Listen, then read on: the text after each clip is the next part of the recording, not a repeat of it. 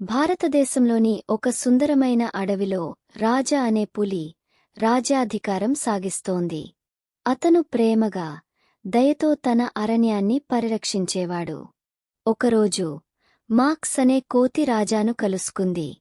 Max చాలా చిలిపి పనులు చేసేవాడిగా పేరు పొందాడు. ఒకరోజు మాక్స్ అడవిలో ఓ రహస్య జలపాతాన్ని కనుగొన్నాడు. అతను రాజాతో కలిసి దానిని అన్వేషించాలనుకున్నాడు.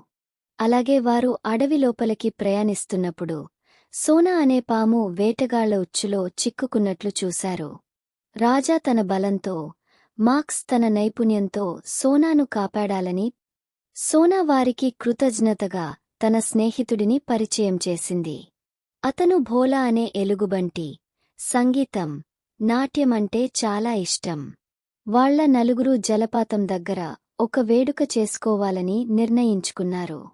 సూర్యాస్తమయం అవుతున్నప్పుడు వాళ్ళు ఆకాశంలో మెరిసే నక్షత్రాలను చూస్తూ తమ మైత్రిని గురించిన గొప్పతనాన్ని అర్థం చేసుకున్నారు. వారు ఎప్పటికీ కలిసి ఉండాలని ప్రతిజ్ఞ చేసుకున్నారు. ఆ రోజు నుండి వాళ్ళ నలుగురు సంతోషంగా జీవితం గడిపారు.